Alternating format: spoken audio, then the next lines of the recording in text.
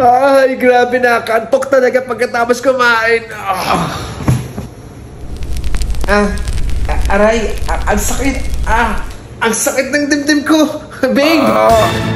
Babe, anong nangyari sa'yo? Babe, ang sakit ng dibdib ko. Inaatake na ata ako sa puso. OA. Ha? Anong OA? Klang, ang sakit talaga ng dibdib ko. Babe naman, ilang linggo na yung pabalik-balik yung sakit ng dibdib mo. Ayaw mo nga magpa-check up? Ito na babe, magpapa-check up na. Mabuti naman. Nurse? Kay Spider-Man o kay Batman. Ay nurse, pasensya sa storbo. Sumasakit kasi yung dibdib ni Mister. Sis, di na naman natin natapos yung entry natin for today. Sa true sis, lagi na lang. Di ba, tuloy na lang natin mamaya. Tara sir, higa pa tayo dito. Sir, saan po banda sa dibdib ang sumasakit? Dito nurse, sa gitna banda. Anong klaseng sakit sir yung naramdaman niya po? Mainit siya nurse, parang pinapaso. Dito nagsisimula sa sikmura, umakyat hanggang dito sa gitna ng dibdib. Mukhang acid reflux to Sir, tuwing kailan po siya sumasakit? Kadalasan nurse, pagkatapos kumain. Lalo na hihiga agad ako pagkatapos kumain. Minsan naman pag nagbebend ako parang ganito.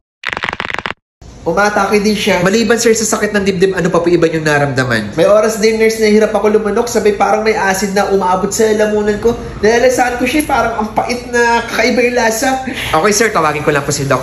Hi sir, Dr. Kuripot po. Hi Doc. Sir, mukhang nakakaranas po kayo ng acid reflux. Ano po yun Doc? Ito po ay isang kondisyon na kung saan ang acid galing sa sikmura ay umakyat papuntang esophagus. Bakit naman Doc umakyat? Di ba dapat po nasa sikmura lang yung acid na yun? Meron po tayong tinatawag na lower esophageal sphincter or LES. Ito po ay pabilog na muscle na bumubukas para padaanin ang pagkain mula esophagus pababa ng sikmura.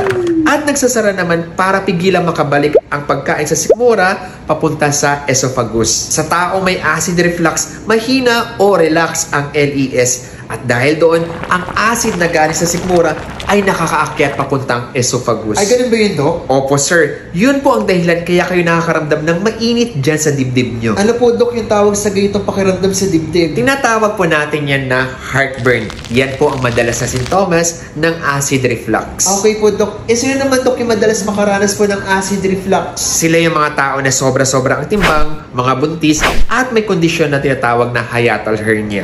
Sila po pala. At ito pa, kung ikaw ay naninigarilyo, malakas uminom ng kape, alak at tsokolate, mahilig sa maanghang, maasim o matatabang pagkain, malakas kumain o di kaya humihiga agad pagkatapos kumain, mas malaki ang chance mo na makaranas ng acid reflux. Ano po Dok yung dapat kong gawin kapag nakaranas ako ng heartburn? Mas maigi na tumayo ka. Maaari kang sumisip ng kaunting tubig para lang ma-flush ang acid.